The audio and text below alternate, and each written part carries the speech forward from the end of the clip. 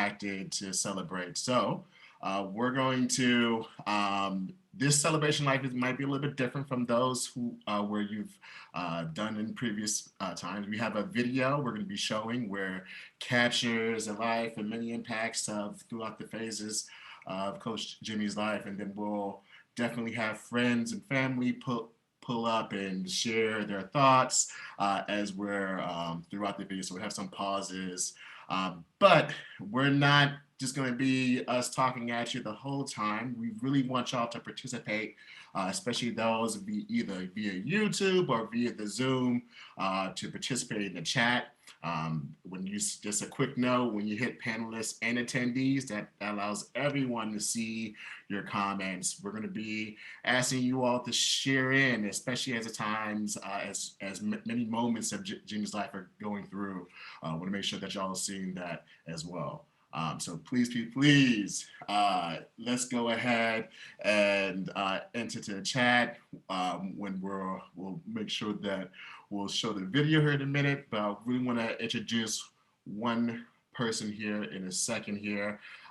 Again, Quincy Chapman, for those who just joined, I'm the homie and colleague of Coach Collins' youngest daughter, Brandy Collins Dexter, and I'll be your MC for the next 2 hours as we get through this video of celebrating Coach Collins' life, as well as making sure y'all get a chance to enter to the chat as we're going through his life and there's feelings and things that come up. Please don't leave us hanging. Put into the chat about those feelings and sharing those memories that you had of Coach Collins. And so, but first and foremost, I'm going to be entering to the stage here.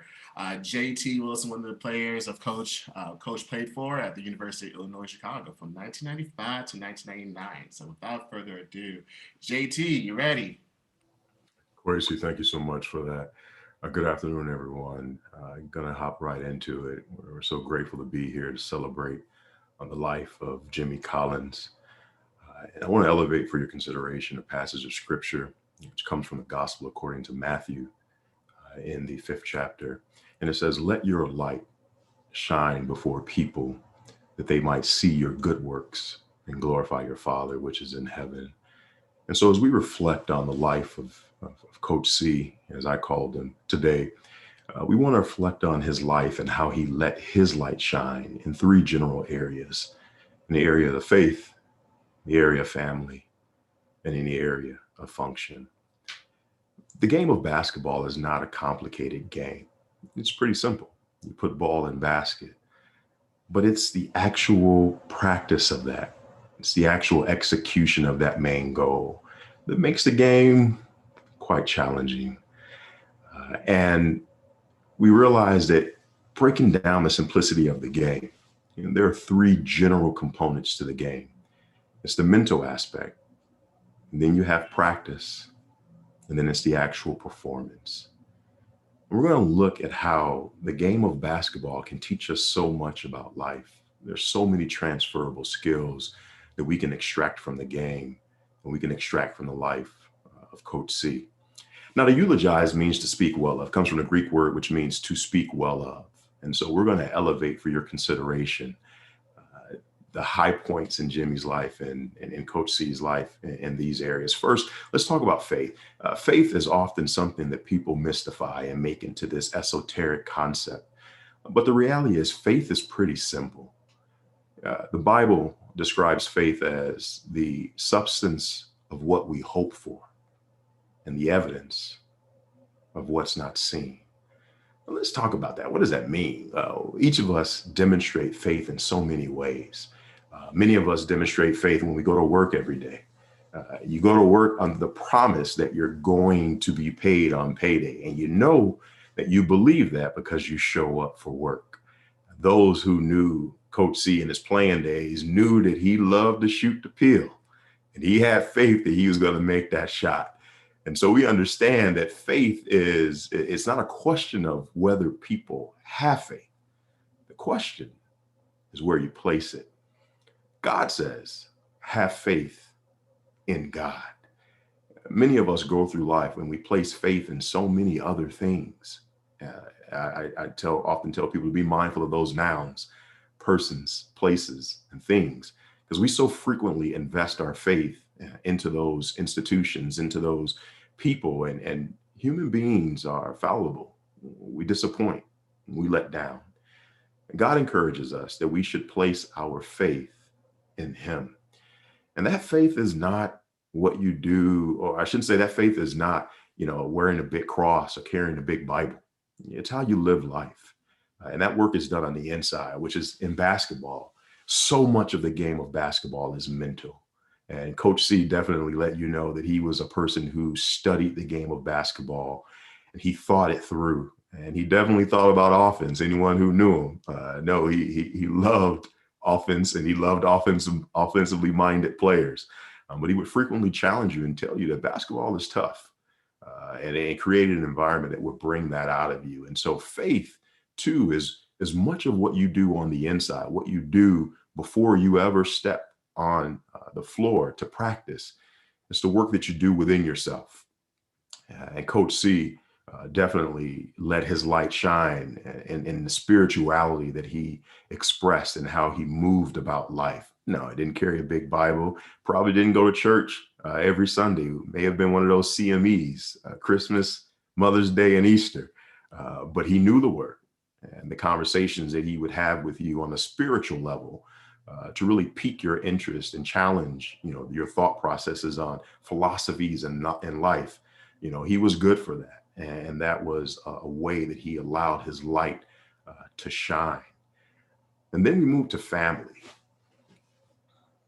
And family, I equate to the mechanism, the aspect of basketball, which is practice. So many people want to jump to the performance, but practice is an essential step in your preparation for the performance. And that practice is what you do individually, but then the practice that you have with your teammates. And Jimmy, Coach C, before he stepped out, he understood and had a deep appreciation for the value of a family. Maybe that's because he was one of 9 children. Maybe that's because he fathered, 4 children, had 3 grandchildren. Maybe because he spent 50 years with the love of his life, his darling Hetty, countless nieces and nephews. Coach C loved family, and family was an essential part to his existence. And he allowed his light to shine before his family. And that's how he operated and ran his teams. His teams were operated and run like family. And those teams were very close knit. People got along really well. And he impressed upon us the importance of what it was to really look after those who wore the same uniform that you wore, put on the same sweat, had the same emblem, whether that was the Fighting Illini down in Champaign or the Flames at UIC. But that team there was a bond, there was a special uniqueness. And I think Coach C lived that out with his own biological family. And he allowed that light to shine to see how family is important, not something to be forgotten, not an element to be pushed to the side or taken for granted, but to be treasured at every moment you have, because it truly is something special to have family. You don't fill out applications. Family, you're born into family. And you can take the value and really appreciate the gift that you have in the family that you're born into, and make the most of those familial relationships. And then Coach C would allow his light to shine in his function. Now, maybe it's because he grew up in the projects of Syracuse, New York. Maybe it's because he had the experience of being a star basketball player at New Mexico State. Maybe it's because he had the experience of playing for the Chicago Bulls in the 1970s. And he'd tell stories about how they would behave at halftime. You think Michael Jordan would sneak this, and Coach C had some stories for you about his days with the Bulls. But one thing I can say about Coach C is Coach C was very relatable. He was so relatable to his colleagues. He was so relatable to the players that played for him. He was so relatable to the community outside. And he really used basketball as a means to extend this light that he had within him. The players were not just simply players, but he was at a pivotal moment in their development, in their maturation. He literally was there to watch as many of us transition from boys to men. And I counted a joy and a privilege to have known him. I got to admit, wasn't always so excited about him as a coach. My college career didn't plan out the way that I had planned. But Coach C saw us as more than just the players that we could be on the floor. He really saw us as the men we could be in the world. He would frequently challenge us and tell us things like, basketball isn't everything that there is to life. It teaches you a lot about life, but don't let basketball be everything that there is to life. And that's something that Coach C modeled himself, because I hear he would do-wop and get on stage with the Dells when they would perform. So basketball wasn't the only aspect of his life that he had. He wasn't just a binary individual. He understood the complexities of humanity. He understood the multifaceted gifting that many of us have. And he was an encourager to spread that. He would encourage you to develop the other gifts that you have. He would encourage you to excel in every talent that you may have, basketball being one of them. But he taught you how to take those skills that you learned in basketball and to apply it in life. Perseverance, diligence, discipline, determination. You miss every shot you don't take. You got to assess risk and reward and be willing to take that shot that no one else may want to take. In the words of Charles Barkley, somebody has to be the hero. Why not be you? And Coach C empowered his players with that type of confidence. I was fortunate to play with some of the greats that he coached and to be alongside them and to see how he encouraged them to excel at the gift that they had on the floor, but also to make full measure of that in their development as people. That's what Coach C did for us. That's how he let his light shine before men. And because of that, we all gather here today to commemorate, to celebrate the 74 years that he spent on this earth, because we saw his good works.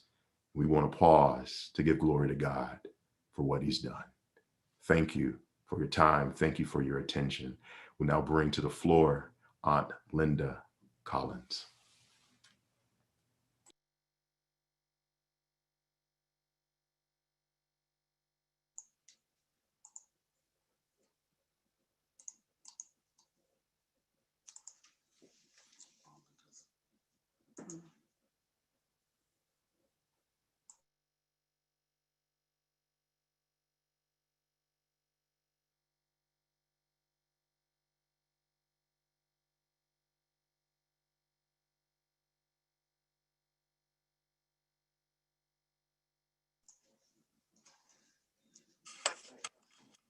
All right, you're good to go, Aunt Linda. Let the words of my mouth and the meditation of my heart be acceptable in thy sight. O Lord, my God, my strength and my redeemer. James Jimmy Earl Collins. That's what I called him. Hey, baby sister, what's going on in the loo? Everybody good? Now you make sure you get up and move around in his Richard Pryor voice. To Hattie, you were a husband. To Brandy, Erica, Samaj, Kenny, a father. To many, an uncle and friend. But to me, you were my big brother. To walk beside him and see people that recognized him was so very special. Made me feel like I was walking with my very own celebrity, and I was. I felt so proud to see people in all of his presence and to see how humble he was because of it. James Jimmy Earl Collins, the family man, not only to our own family, but to the countless lives he touched in so many ways by stepping up and stepping in for whatever the situation asked for without hesitation. How proud he was. Y'all bear with me now. how proud he was of each individual for their own accomplishments in life. Never thought I would be standing here in your remembrance at this time. In my heart and mind, it was you and me, with you holding my hand, walking me through this retirement phase of life. But God had other plans. Proverbs 18 and 22. Whoso findeth a wife findeth a good thing and obtain the favor of the Lord. And Hetty, I always knew you two were made for each other and in love, but I especially knew it as I watched you say your goodbyes. Hashtag Black Love. Proverbs 18:24. A man that has friends must show himself friendly, and there is a friend that sticketh closer than a brother.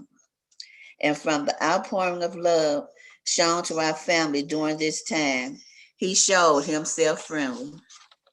As I fell asleep in your library room, I was awakened by laughter from family and realized the voice was missing, and it was yours. And even though you are not here physically, your presence is felt in every room.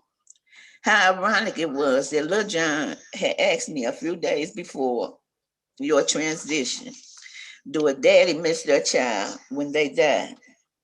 My response to him was yes, but we all have our memories to help us get through it.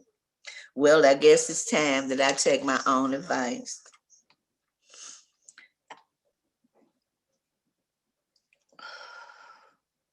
Oh, how I miss our talks, especially our sibling check-ins.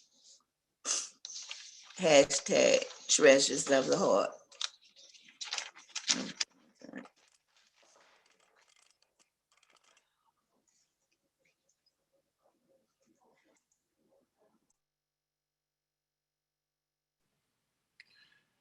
Thank you. Thank you, Linda, for sharing your poem. All right, folks, we're going to be playing the video. And as we're playing the video, please, please, please, whether on YouTube or on the Zoom, please, please, please share your memories into the chat or the comment.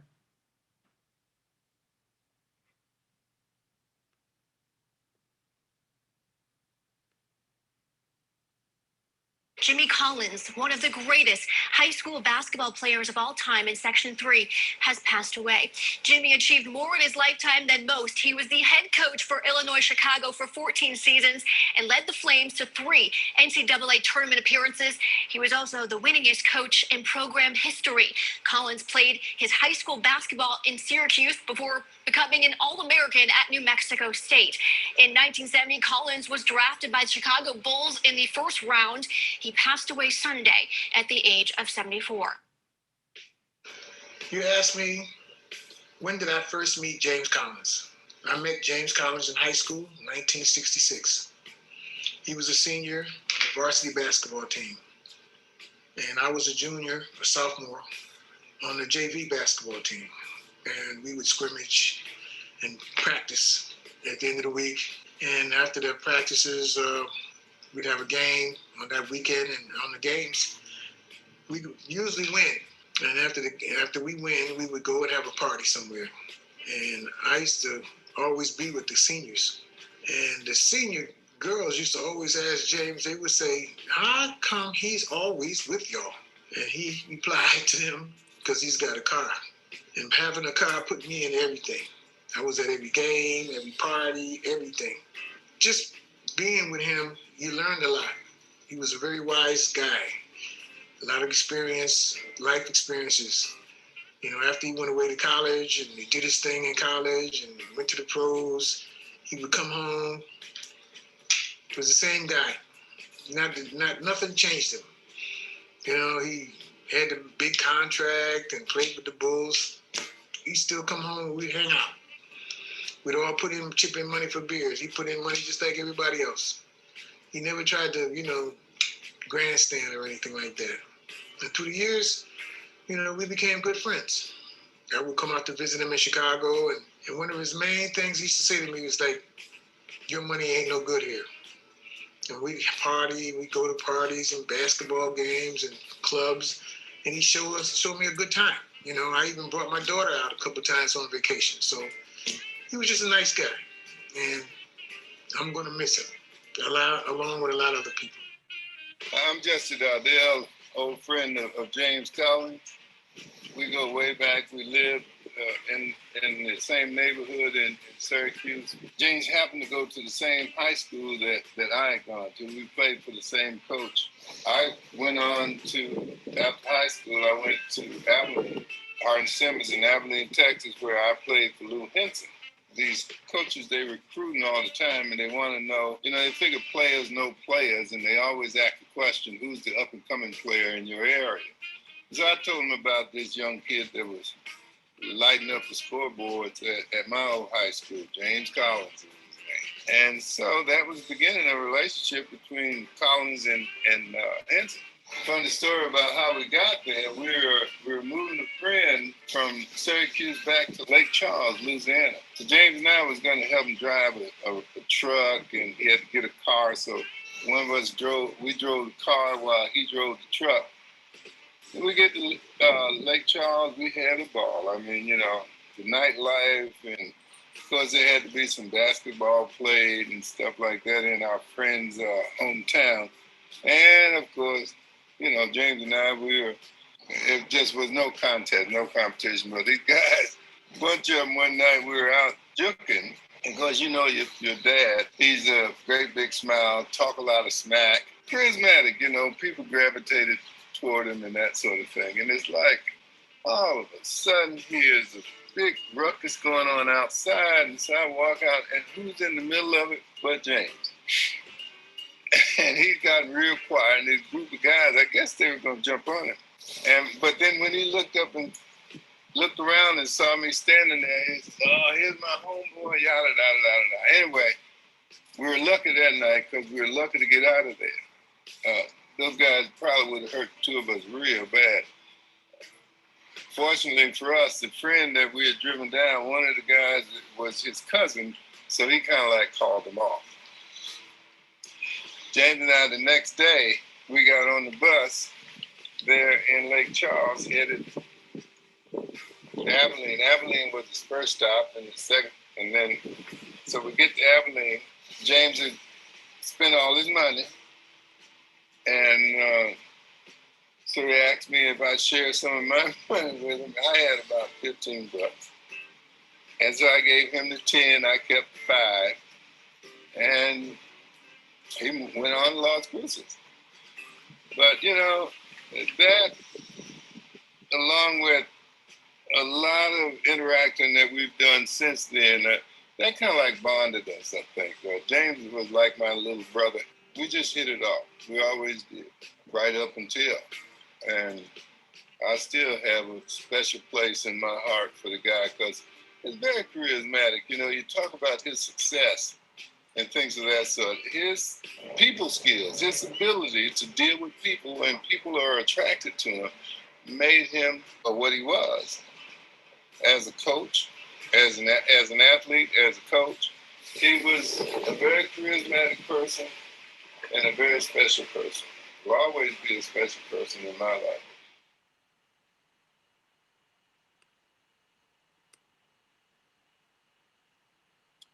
Now we're going to invite family members to come and speak. Latanya, you ready?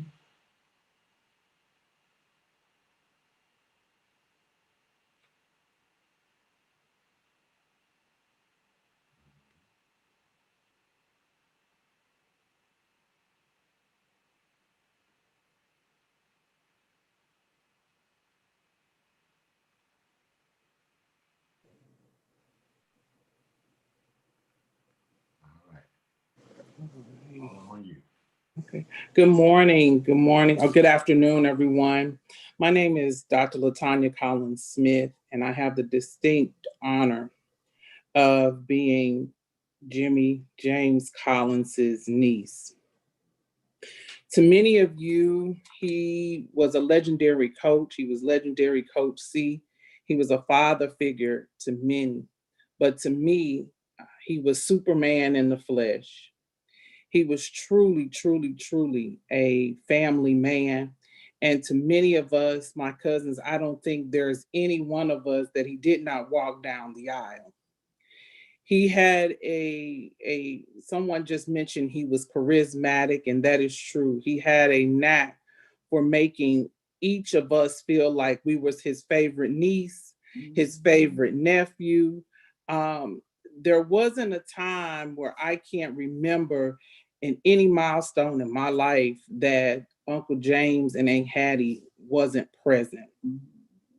Uncle James would always call, and I can remember here recently, he would call my office and he would just say, "Hey, old Tanya, this is your uncle. I'm just calling to say, how you doing?"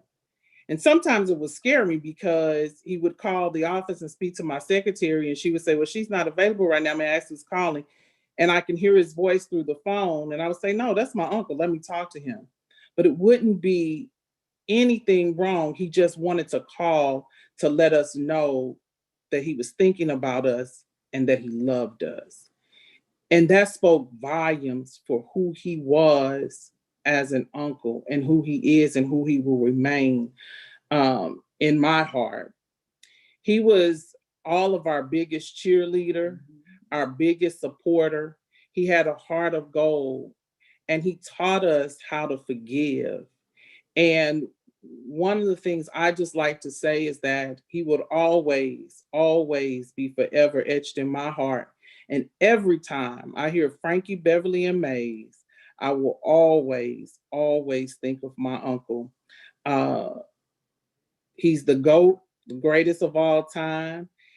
He's a legend, and his legacy will continue to live forever and ever through each of us. And I thank each of you all for being here this afternoon. Thank you.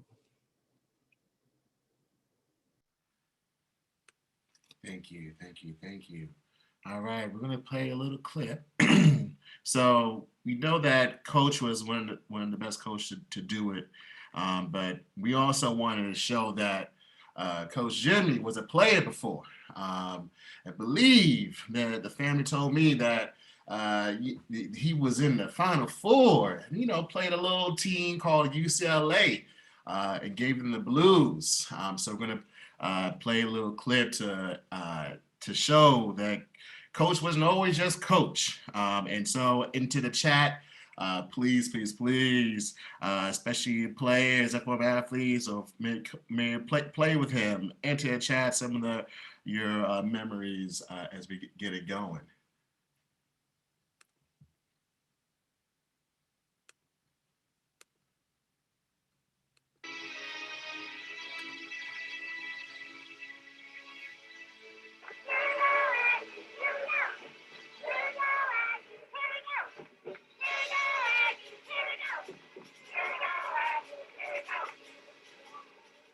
The Aggies' big man, Sam Lacey, number 44, used his 6'10", 235-pound frame to muscle his way to a pair of early baskets.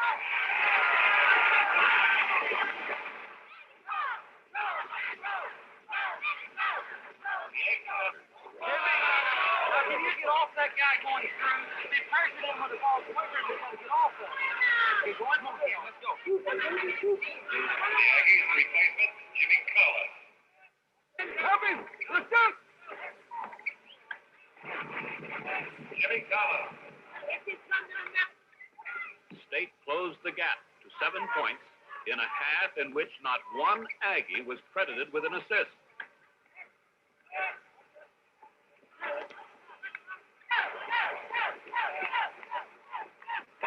Charlie Chris, the smallest man in the tournament, hit 19 points. He was the Aggies' second leading scorer. In Jimmy Collins, the Aggies had the best one-on-one shooter in the tournament.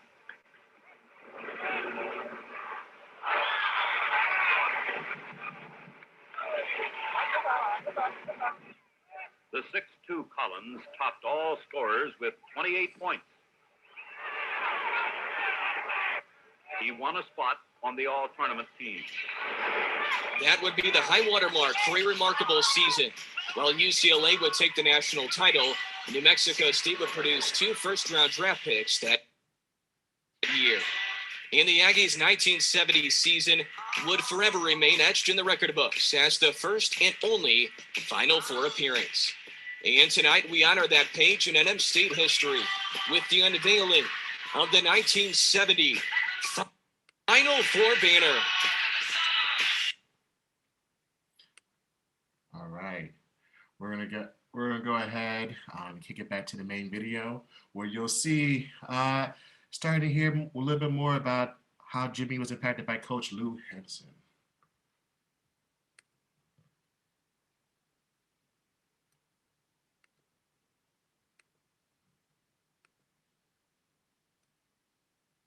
Hello, Collins family.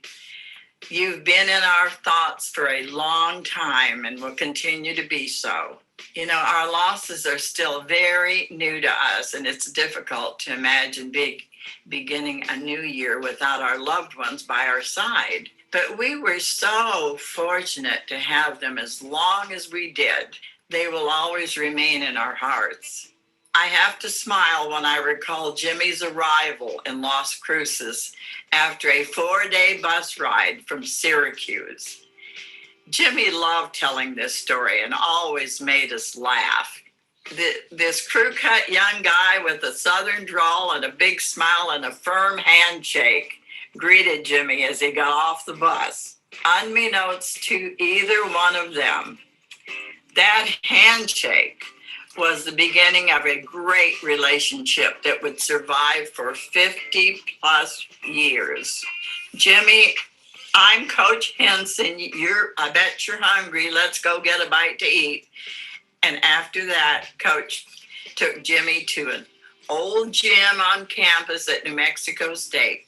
He gave him a pair of sneakers to put on, and Jimmy went out on the floor to shoot around.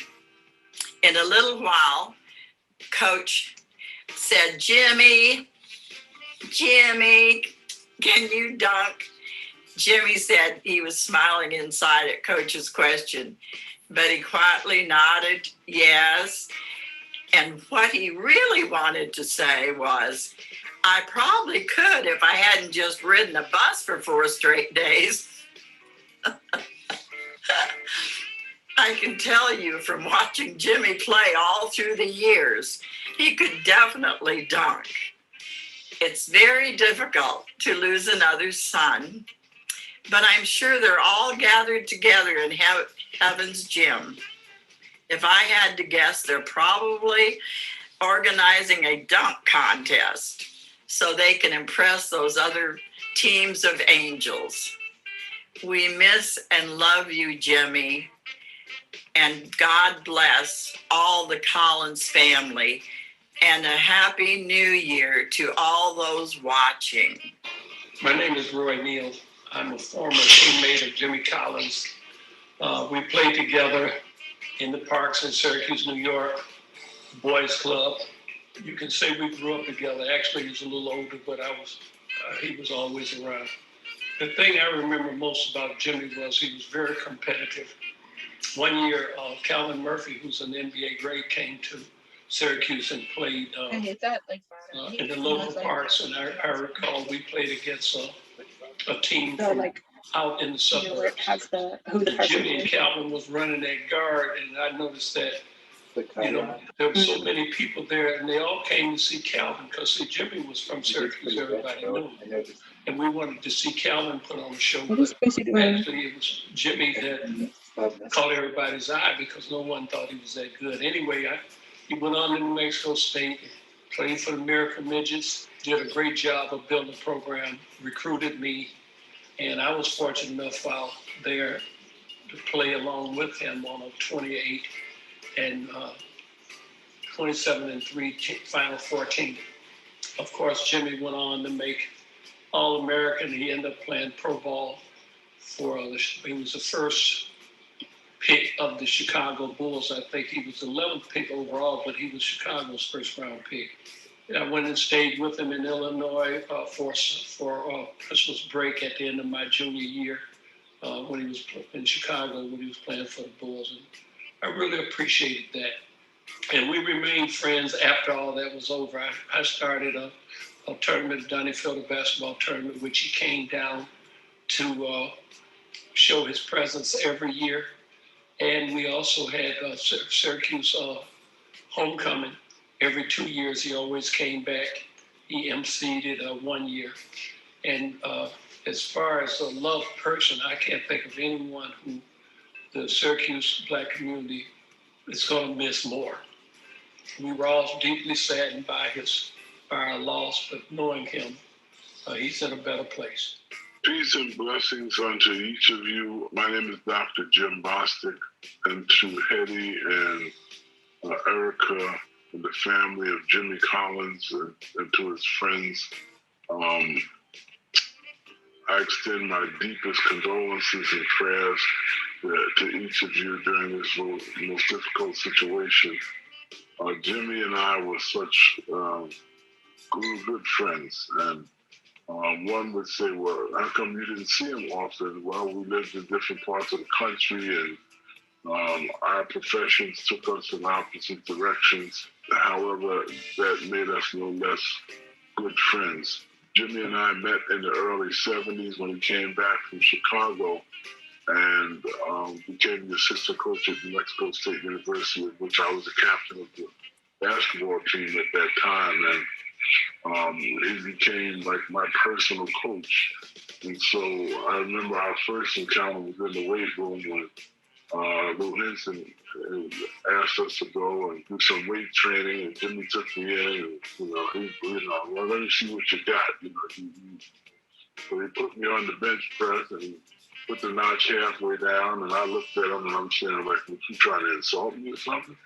And so he laughed and he put the key in, he put it all the way down to the bottom a notch, and I proceeded to just, bench press with, the entire rack of weights like they were no big deal, which it weren't for me at the time. And then he looked at me and said, "Negro, get your big cornbread biscuit eating behind up off this machine and get your butt out there to the track. You don't need to be in here. You need to be out there running all that beef off of you." So we laughed it off. But then afterward, I thought, man, I just got to know this guy. He was kind of insulting me.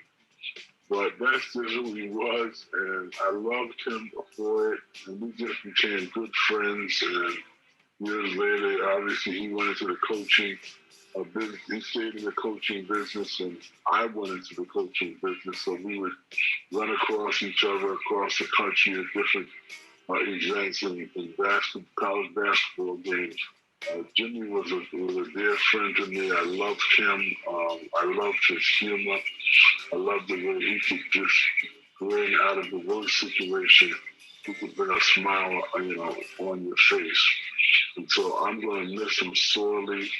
But I pray that the grace and peace of the Lord Jesus Christ, which surpasses all understanding, would be with you, Eddie, and Erica, and the members of the family in this difficult time, in the passing of your husband and your father.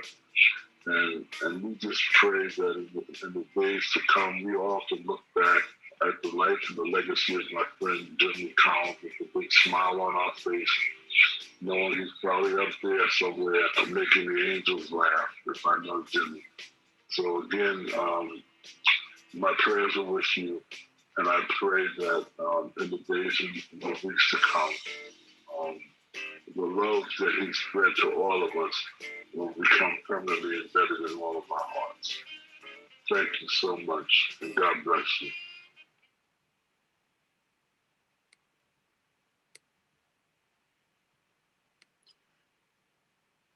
All right. I would like to invite the oldest child of Jimmy Collins.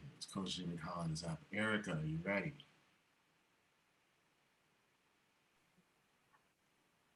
I am. All right. Hello, everyone. I'm going to keep this short. I just want to say I am the oldest child of Jimmy Collins. I have had the pleasure of being his daughter for over 50 years. And I will always carry him in our memories, in my heart forever. I know, I'm sorry. I know I was loved by him, and more than anything, please turn that off.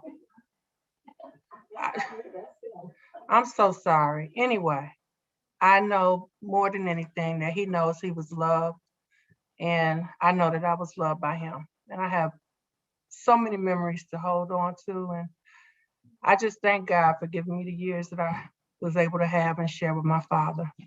I will always love him. And thank you all for coming and joining us and celebrating his life. And you're going to now hear from some more friends and some of the players from Champaign. Thank you.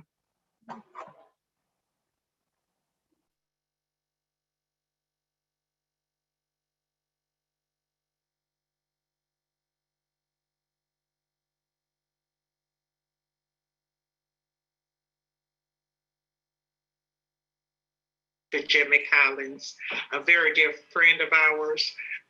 We met Jimmy 40 plus years ago when he and his family moved into the neighborhood. And we have shared a lasting relationship with the family. We met as total strangers and ended up being best friends. My husband and Jimmy have quite a history together. He can tell you better than I. Like she said, we met 40 years ago, and the kids played together, and they ran across the street and all. And my son, he told me one time after that, Mr. Collins plays for the Bulls. I said, I don't play for the Bulls. Who told you that? He said, Erica and Ken. And so if everybody knows Erica, that's Jimmy's daughter. And my son believed that anything Erica said was gospel. So that, he played for him. So, but to make a long story short, we talked across the street and in the yard and had little yard parties and all. And then when he found out I worked at Simeon, he said, well, I'd like to go to some little games, but he knew a lot of people here in the city anyway. So we went to games back and forth, and he enjoyed it, and I enjoyed it. And every time we see some of these kids, they say, Coach Collins, how you doing? How you doing? Anywhere you go, somebody knows Jimmy.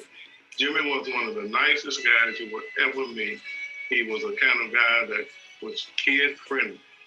He loved to help kids out. He would see kids in the street. But I just want you to let you know that Jimmy Collins was my friend, and he is my friend. Thanks. Hi, my name is Robin Garrett, and I met Coach 40 years ago as a 12-year-old seventh grader on the boys basketball team at St. Thomas the Apostle School. Not only was I the only girl on our team, but I was also too the only girl in the league. And one of the fondest things that Coach always says about me is that I was his best rebounder. I took every single thing that Coach taught me and the toughness and the attitude, and he never treated me like a girl. He just treated me like a basketball player. And I took all of those lessons and I went on to play in high school at Whitney Young. And I was actually pretty good, and I became recruited. And, I consulted Coach with all of my decision making, and I decided to play at Northwestern. So it was great that we were both in the Big Ten. Sometimes we were running into each other, but we always talked. And so Coach not only was an amazing coach, but he was also a great advisor and mentor. Every move that I made in athletics, I talked to Coach about. So I had an opportunity to go on to become a grad assistant basketball coach and then full-time. And we had a chance to talk about things like, how to coach and how to teach and recruiting and things like that. And he was just an amazing coach, mentor, advisor. And 2 years ago, we got to party it up as friends at my 50th birthday party. And that was such a blessing. I will love Coach forever. And to the Collins family, thank you so much for sharing Coach with all of his player kids for all of those years, because he poured so much into us. And It was a privilege that you guys shared him with us during all that time. I will love Coach forever, and much love and God's blessings to the Collins family. Hey everybody, my name is Irvin Small. I played for Coach Collins through 86 to 90, and it was just a pleasure to be in his presence on a daily basis. He was a great motivator, great coach, father figure, such a genuine guy. He would do things for us that no other coach would do. He was like a buffer. If you had an issue with Coach Henson or your position coach, like Coach Nagy was my position coach. If I had a problem with either one of them, he would go to bat for us. There's been many days where I've seen Coach Collins on the bench go to bat for me on my behalf to be in the game, to be playing. He told me, he said, Irvin, just wait your time, man. And your time is coming, and just wait your time. And when I listened to him and I did that, things started to change for me. Quick story, me, Kendall, Nick, Larry, Steve, we were all freshmen living in the dorms, and I guess we used to call Coach Collins so much, we was kind of homesick a little bit. And one day he came over with a bag of Pampers. So we ran downstairs, hoping that we was really kind of happy to see him, but hoping that he had something for us. And he gave each one of us a thing of Pampers and said, man, y'all put these on because y'all cry like babies. And I just thought that was the funniest thing, man. I'll always remember Coach for that because it was kind of funny to me. But again, he was a great man, a great person to go to bat for you, a super good buffer, and he will be missed. And it's been tough for me, dealing with this. I know that it's rough on family, but it's also rough on some of the players as well. I love Coach just like he was my father. I wish I could have seen him in his last days where he was able to talk to people and stuff. So I could have cracked a joke or said something to kind of make him laugh or smile. And I'll miss that. Coach had a name for all his players. I know mine was Irvino. And when you hear that name, you know that was Coach Collins calling you. Hey, Irvino. You knew that was Coach Collins calling. So I'm so glad that you guys, Erica and Brandy and Miss Hattie and all of you guys had the opportunity to share your dad and your husband with us and Kenny. And I appreciate it, and I thank you. And I know that it's a rough thing that you're going through, but I'll just keep you in my prayers and just know that we love you guys just as family, because Coach was like family to all of us. We love you, and we'll be praying for you, and hope that God bless you. It never goes away, but you can deal with it every day and just take his legacy and allow it to live on. Thanks, and God bless. I'd like to say Happy New Year to our Illini family and to Coach Jimmy Collins family. And this is Glenn Blackwell. And what an honor it is to be able to just have a couple of words on behalf of Coach Jimmy Collins. And many of you probably heard me say that the great Billy Graham said that a coach, the impact that a coach would have in a player's life in 1 year is greater than anybody would in a lifetime. And I would say that in my first year of meeting Coach Jimmy Collins, some 36, 37 years ago, when he came to Highland Park, Michigan, a little city right outside of Detroit, to recruit me to come play at the University of Illinois. times that I remember when he would come to our games, he was the sharpest dude in the building. He would come in there with his cowboy boots, his cowboy hat on, and that leather jacket with the tassels. I'm sure those who close to him remember that. But those were just the first impact was he was a sharp dresser like my dad was, and so that right there was already a check mark. But he had a way that he would engage with people. That was one of his God-given skills. He had a gift for gab. He could talk to you. He just knew how to relate. He knew how to engage. And I remember on my trip going back, after my trip was over, he took me down to the airport in Champaign. So we're sitting there, we're talking and everything. And so it was that time when I said, for the call for the lady at the gate was, all right, last calls for Detroit, departure for Detroit. So he's talking with me, walking with me, as we was going down the tunnel. And I was like, wow, I said, you must be really special. They'll let you through the gate and all of that. And he said, what you talking about? He said, I'm getting on this plane too.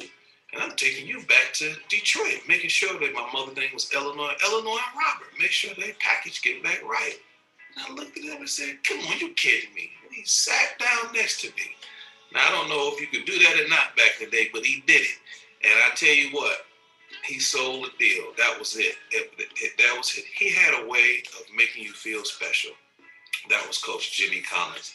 And over the years that as we graduated and went on, man, I know that I would find myself calling him just for affirmation on certain things that I would do as a man, just to get his approval, almost like he was my dad.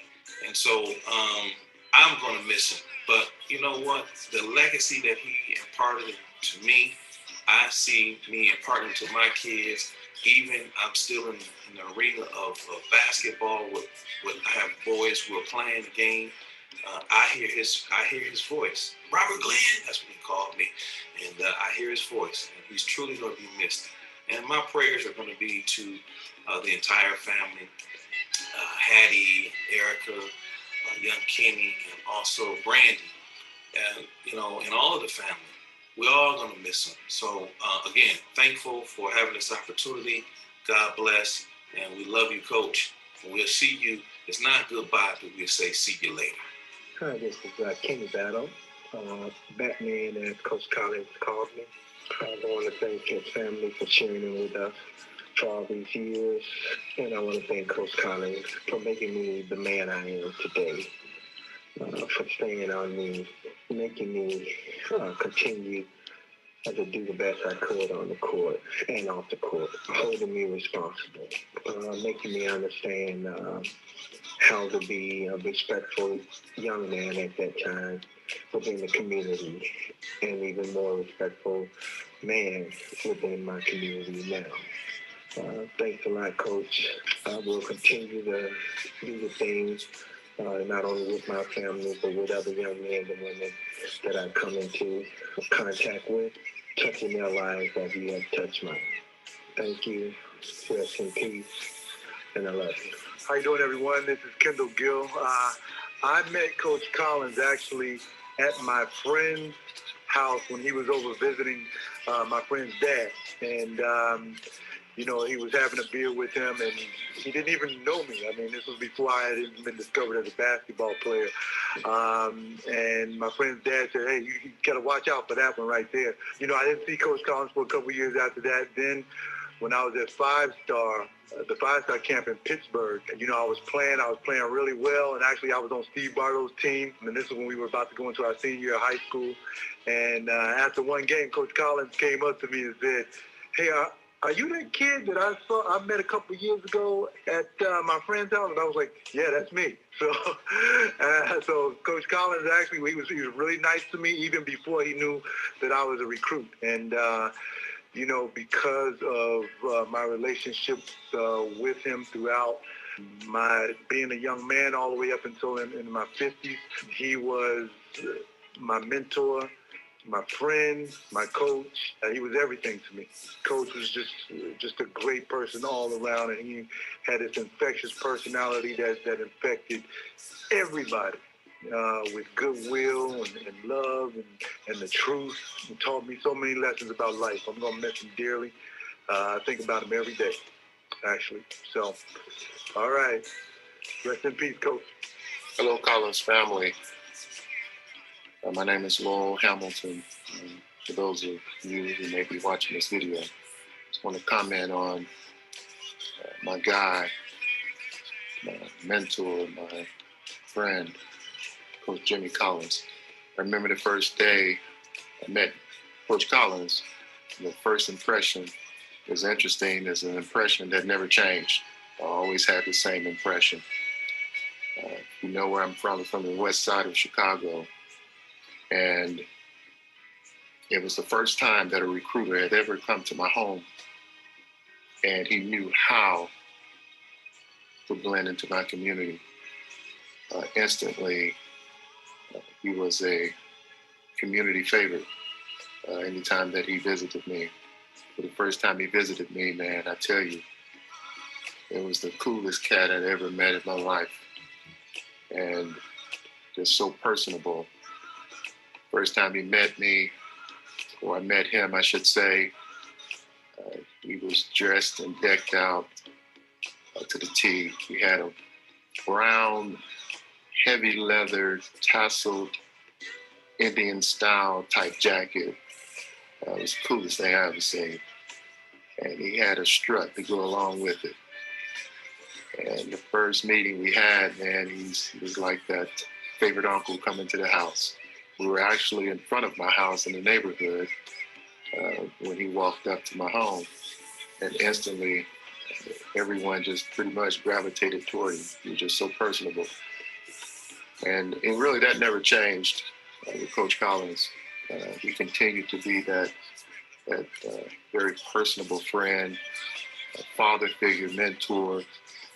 He was a person when you wanted to know the truth about yourself, he would let you know, but he would be the first one to build you up, especially when you needed it. He was a friend that I know personally that I'm going to miss dearly. I miss him already. Almost 30 years, a little over 30 years, we've last walked the campus of the University of Illinois, and that man has called me every year. There was never a time where he has lost contact. He was a true friend that became like a brother, like a father, like that uncle that you just love to see. And I'm sure I'm not the only one that feels that way about Coach Collins. You know, every person that has come in his path and knew him, gravitated toward him. That's something that, an impression that he has left on me as a person, as a man, is that treat people with dignity, treat people with kindness, treat people, exercise patience while in love and kindness, also knowing how to be firm when it's time to be firm. And he's the person that really helped me to appreciate that balance in life and how to appreciate the abilities of others, appreciate the good qualities in others before even looking into what the flaws are. And that was Jimmy Collins. He always saw the best in me. I'm going to miss that man so much. It took a few days for me to get the grip on myself and my emotions and all the things rushing through my mind about what not only I had lost, but all of the guys that knew Jimmy the way I did. And so it truly affected me in a way that it would be a link and a connection that was extremely important to me that's not there anymore. But boy, I tell you, the memories he's left with me are all fun memories.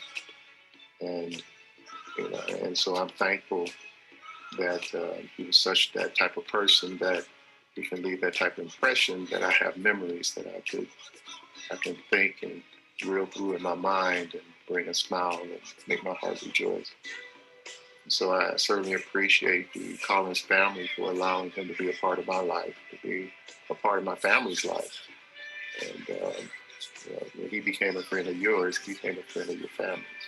certainly appreciate him and appreciate Hetty for allowing him to spend so much time with us and his children, and especially Erica and Kenny and Brandy, whom he loved so much.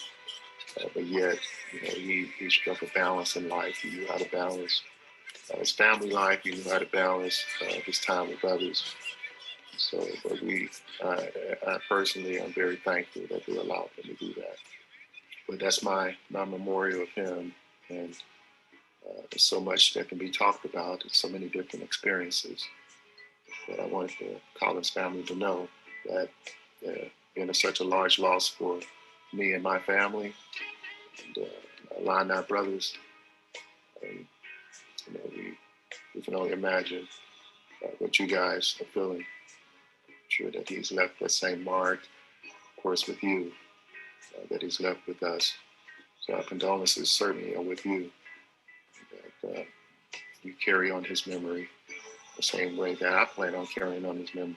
And that's always reaching out to the best qualities of others and building them up to be the best that they can be, just as he's taught me to be the best me I can be.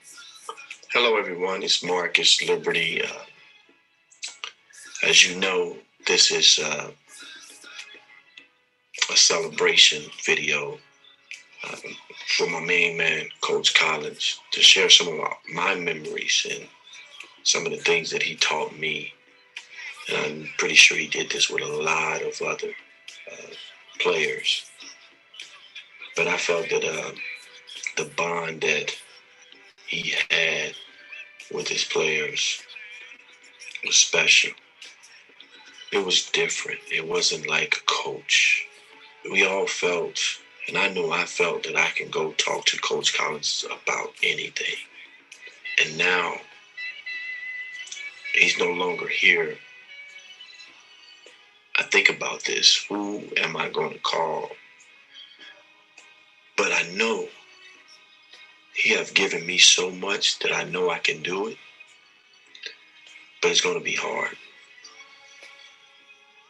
But every time I'm going to think about hearing his voice. Marcolis, that's what he called me. You can do it. You put your mind to it and you put the work, you can do it. It was times when I wanted to leave the University of Illinois, and Coach Collins was the one that willed me. He reeled me right back in.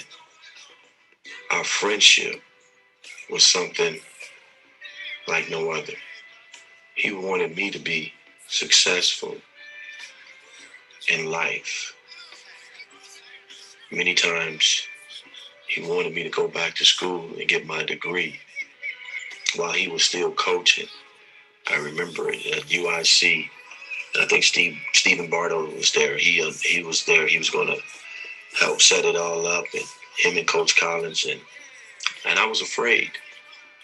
I was afraid to take a leap of faith, and it just goes back to when people say certain people may see things in you that you don't even see in yourself. And I know Coach Collins saw a lot of great things inside of me that at times I didn't even see in myself. Whether that was playing basketball, or whether that's some things that happened in my life that he helped guide and tell me some things and showed me some examples of what life or what a Black man should look like, what he should be about. And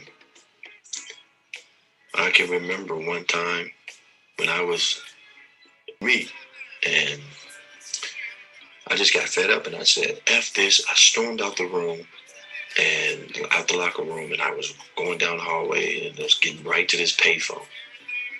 And guess who was right on my shoe tail, right on the back of my heels? Coach Collins. And before I could get there to pick up that phone to make that call to that university, he said, Marcus, I can't tell you what to do, but if you pick that phone up it may be something that you're going to regret later on. He said, think before you make that phone call. And I started to think about some of the things that my parents used to tell me, think before you do, because sometimes your decisions are off of emotions. And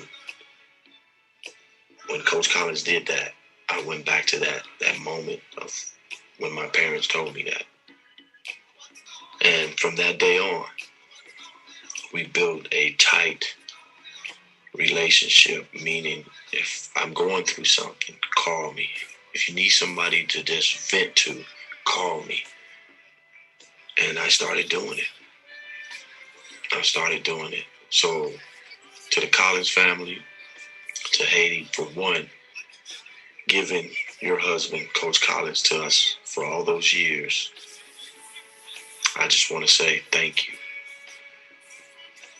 And to his kids, also, we know many, many times he probably had to get out and go to a dorm or emergency happened on campus that one of us got into something. And the first person that we usually call will be Coach Collins. So to the family, I just want to say thank you for lending Coach Collins to us. And I'm going to keep his memory close to my heart. And we got to get through this together. Coach Collins will be missed, but let's keep his legacy alive, because we all have a piece of him inside of us. And I will continue to do what's right. I will continue to live by my family values and also with the values of what Coach Collins has given me. Respect each other, support one another, love one another. And this will not be the same. I don't know who I'm going to talk to, but I know he would not want me to settle. He would not want me to be still. He would want us all to keep it moving. Love you all. Peace to my main man, JC.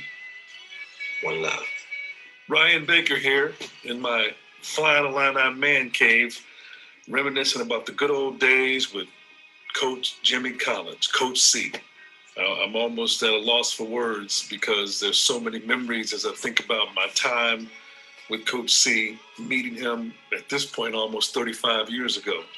You know, besides my own father, I've been fortunate to have a few father figures in my life, and Jimmy Collins, Coach C, is definitely at the top of that list. Almost 35 years ago, meeting him, although I never suited up or played for him, I was just a little old manager. He made me feel like I was one of his guys, one of his kids, one of his sons. And we forged a relationship that was built on many hours at Assembly Hall, at Huff Hall, in his car, road trips, recruiting trips. And I don't know what it was. We just connected and bonded. And he was always there for me. I remember, you know, through the years as a student, when I started my broadcasting career in Champaign, people always ask me, you know, how many times you've been married? Well, I had 2 weddings. I've been married once. Well, Coach Collins was at the first big one in New York, but he was there for me, had my back. You know, when I was trying to get back to Chicago to fulfill a dream of mine, to be a sportscaster in Chicago, the first person to say, whatever I can do for you, I'll do it, write a letter, which he did. He did that. Just an unbelievable thrill to go from, you know, working with Coach Collins at Illinois, and then covering him at UIC, being there when he clinched that first trip to the NCAA tournament and the revenge game against Bruce Pearl up in Milwaukee. I'll never forget that, to clinch the Horizon League and punch the ticket to the big dance. And I have that tape somewhere. I'm about to dust it off. I don't think I've ever seen anything like that. Coach C cutting the step on the court. So I said, you're going to the big dance. And, you know, he was just, but that just embodied him.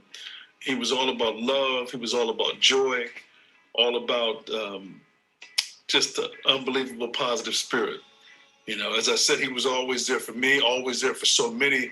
As I mourn his death and his loss, and he's no longer with us, I just think about not being there for him as much as I could have, certainly in these last few months. But he's in God's hands now. He's at rest, at peace, and living in me for sure, and in so many, because that's the legacy that he left. So, Coach, I know you like a little bit of that brown. So I got something in the cup to sip, and you back with your old buddy Lou Henson. I know you guys are, you know, probably drawing up a few plays up in heaven. But Coach, thanks for everything.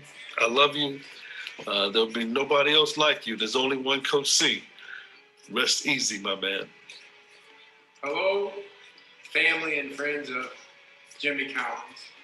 Jimmy Collins was my dear friend and a great individual. I got the pleasure to know Jimmy and represent him in the NCAA case involving the University of Illinois men's basketball program. From that representation, Jimmy and I developed a lifetime friendship, but we also had a profound impact on each other's careers. Jimmy and my representation of him was instrumental in the development and growth of our law firm, and I know I had an impact on Jimmy's career through successfully getting through the NCAA case and eventually helping him get the head coaching job at the University of Illinois Chicago, where he was a wonderful coach and took them to the NCAA tournament for the first time and several times. But more importantly, Jimmy was somebody that really loved and cared for me, and somebody that I really loved and cared for, and we had a terrific friendship for many, many years. And so Jimmy would call from time to time, and I'm sure he called all of you from time to time. And this is a voice message from Jimmy that I've kept. And it just is so typical of Jimmy, and it's so meaningful to me to have kept it. I'm material. Other than to tell you, man, I really love you. I have a lot of respect for you, and I hope things are going well for you, Bonnie, Mitch, and Sam. Okay. So that was like Jimmy would do. He just called and said, hey, man, I'm thinking about you. I love you. And I know your family. And I care about Bonnie, and I care about Mitch, and I care about Sammy. And I knew Jimmy and his family. I remember in the NCAA investigation, I remember we were there for 2 days. And on Sunday, the Deion Thomas case came and went. And everybody left us. And it was Jimmy and I there on Monday to do the LaFonso Ellis part of the case. And so after we finished the hearing, Jimmy and I went up to the top of Pikes Peak, and I drove up. And Jimmy was so excited because it was snowing at the top of Pikes Peak in July.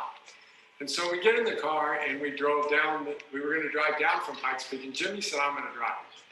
Well, Jimmy never took his foot off the brake the entire time down the hill. We got down to the bottom of the hill, and there was this pink stuff oozing out of our brake. We were really glad that we got to turn the car in remotely for an early flight on the next day so that we didn't have to have the rental car see what we had done to the brakes. And Jimmy and I had great times like that. Hetty, I remember the time that you flew back as a flight attendant on a flight that carried Digger Phelps and the Notre Dame basketball team. And I love the fact that when the plane landed in Chicago, you said, welcome to Chicago, Illinois, the home of the University of Illinois Fighting Illini, with Digger Phelps on the plane. Those are just terrific stories that Jimmy and I had, and Jimmy and Dick Nagy and I had. And so, again, this is a celebration of life, and I hope we all celebrate Jimmy Collins' life, because he was a great man, and he always cared about people, and he always was happy, and he always had fun. So, Jimmy, we all love you, and best to everybody. Good morning, everyone. This video is a tribute to a great man. He meant many things to me in my life. He was my coach, my mentor, my dad, but probably more importantly, my friend. taught me so much as a young player all the way to my adulthood on how to be a man, on how to be a father, on how to be a husband. And because of him, I can say I'm 22 years into my marriage. And I'm sure he has done this to many, many others. So thank you, Coach. Thank you, Dad. Thank you, Pops. Love you and will love you forever. And as I mentioned before, you will live forever because you will live in people like myself, in your family, your children, and then what we pass on to our children. All of those lessons you gave to us will endure. I love you. Hello to Ms. Collins, Erica, Kenny, Samaj, to Brandy, and thank you for sharing Coach Collins with me, with us. I could be all day sitting around talking about what Coach Collins meant to me. He saw something in me, and probably more than I saw myself at the time, and he brought it out by believing in me, by giving me a chance, and being true to his word, true to who he is, whether it was me as a player and just always encouraging me to give my all and to play my hardest no matter what, or throwing me right into the fire when I got to UIC and giving me X amount of scouting reports to do, and X amount of responsibilities to have, and he saw something and said, you know what, this is, I'm going to give you the keys to whatever it is. I took it and ran, and got me to the point where I am today, where I've had a 25-year career as a college coach, and now on the NBA front office side. And I wouldn't be here if it weren't for Coach Collins. And again, it sounds cliche to say, but it's true. As I wouldn't be where I am if it weren't for Coach Collins. He was a father figure. He was a coach. He was a mentor. He was a leader. He was a motivator, and he was a friend. As sad as I am to not have him around anymore, and as we all are to not have him around anymore, he lives. His legacy lives on through us, through me, and through the throngs of people that we touch, because he gave us an opportunity, or because he believed in us. He believed in me so that I can go on and pass that belief that you can be successful and be a good father, be a good husband, be a good coach, or uplift one another, especially our kids in the Black community. And he was all of that and then some.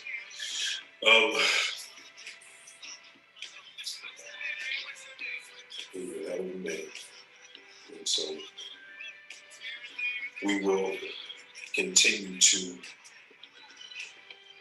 live our best life just like he was, just like he would want us to do, and continue to try to be successful and live the way that he wants us to live and want us to live. Again, thank you for sharing him with us. And Coach, we love you. Never will stop loving you.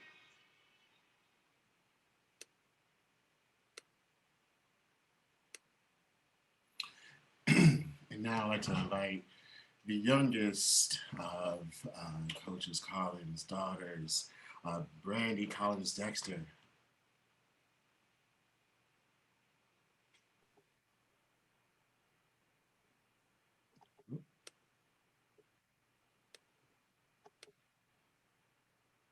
All right, Brandy, Hi, I can't start my video, but you should be good to go now.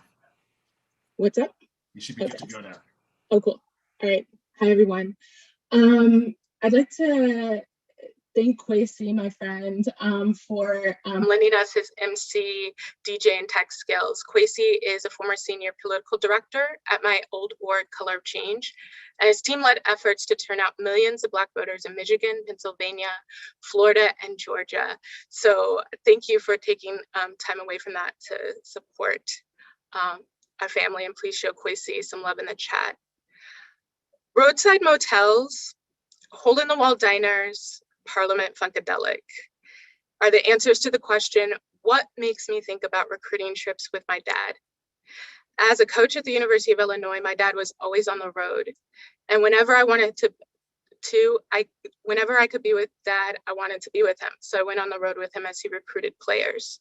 From AAU basketball tournaments in Orlando, to tiny gyms in the middle of nowhere Midwest, to packed house games in Chicago.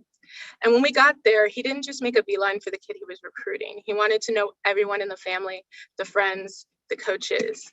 I just wanted to know if the kid had a little sister who was around my age that I could spend the next 2 hours with. My dad wanted the families to know him and to know, and for them to know us. It was about telling the family, your son matters more than labor, more than the physical body. And if you send him to me, I will value him as though he were my own son and nephew. And when your son has to play tournaments and Thanksgiving, Christmas, and Easter, and they can't come home to you, we're gonna make sure they have a home cooked meal with us. That was who he was, the type of father who brought teams to my older sister Erica's lupus walks and organized games with Michelle Obama's brother to bring awareness to lupus. Over the years, many of those players stayed in touch. My dad, those my dad loved, those my dad didn't love, but came to understand as they sought to understand him. Many of you have reached out and were there in his final days and hours. You've been there for my mom. Some of you call her mom. I was always an introvert, so I didn't get to know all of you, but please know that I see you and I thank you from the bottom of my heart.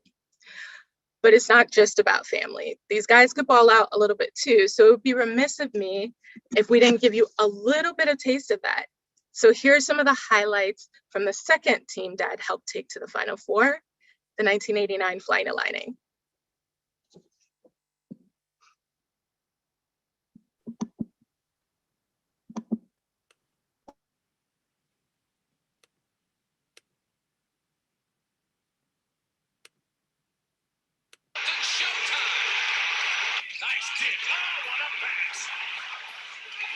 That team had charisma, had style, had je ne sais quoi, you know, the I don't know what.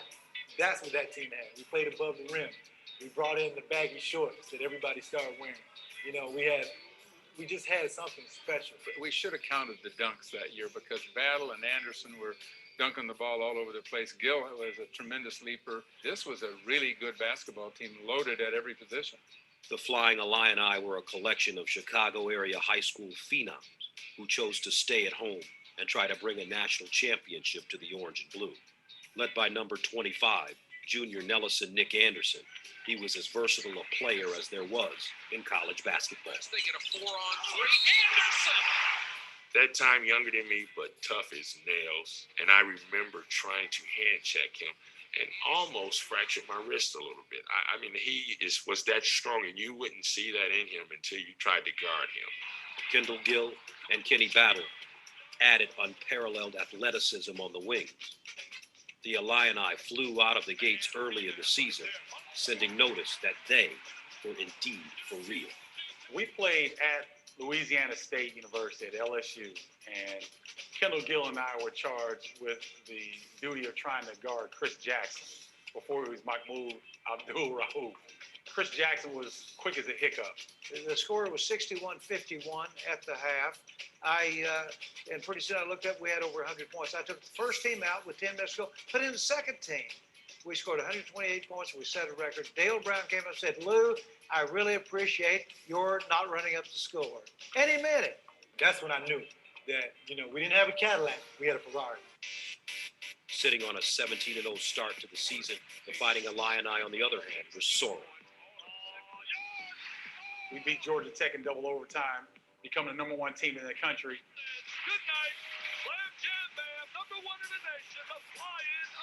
The Illini's 103-92 double overtime victory was a bittersweet one as starting guard Kendall Gill broke a bone in his foot and would be sidelined for a month. Every great team has some sort of adversity they have to overcome. And when Kendall went out, all these guys had to step up. That type of adversity helped build the team to what it was. The Illini would then go on to lose 2 out of the next 3 games. Their hold on the Big Ten Conference lead slipped away. By the end of the Big Ten regular season, it was Indiana's title to lose. The Hoosiers were 14-1 in conference play and had a 3-game cushion on Illinois as the Fighting Illini came to Bloomington in early March. They had so many players that were interchangeable and were very athletic, much quicker and stronger than we were, and that's why they presented such big problems for us. Indiana does not want to share this title as we look at the General Robert Montgomery Knights. They want to win it outright, and if they win here today, they have the Big Ten championship. We had 2 great games against them, though. They barely beat us there at Illinois, and the game at Indiana was probably one of the best games ever in Big Ten history. The 2 Big Ten powerhouses went back and forth for most of the game before some last-second heroics turned this game into an instant classic. Indiana's Jay Edwards hit an unthinkable shot, tying the game at 67 with 2 seconds left. Gets it off. I took the ball to the left baseline, falling out of bounds, and I believe the ball went over the backboard. And I'm just standing there looking at it, and it hits nothing but net. So we're just fired up knowing that we're winning this game. So once he hit that shot, me personally, I thought it was over. I said, wow, the game is over. Well, first of all, Jay Edwards, in my opinion, according to the film, he was out of bounds when he shot the ball. But the referees, they're the bosses, and so it counted. But we had about 2 or 3 seconds to go. Look at the smile on his face. Look at the smile. It says easy, no problem. No problem. I guess, Coach, I have to give him the credit. He just drew it up just right. Steve Otto threw it into me. Remember, the clock doesn't stop. And it went in all net. And we just bum rushed the floor. Nick Anderson hit the shot. So happy, man. And we knew right then we had something special. To see the frown and all the faces drop in Indiana made it all that special. What was disappointing about that is if had we won that game, we would have won the Big Ten outright. And I rub it in every chance I get. Rub it just looks like a pie in the face. It seemed like once he hit that shot, we didn't look back. The Illini hit their stride even without Kendall Gill, winning 9 out of 10 to end the regular season, ranked number 1 in the country. Gill's return with 2 games to play launched the Flying Illini back to full strength. Even though the Big Ten title was out of reach, the Illini Nation believed that their team was good enough to win the NCAA title. You know, I've always heard stories about the... About 200... All right, heading back to the main video.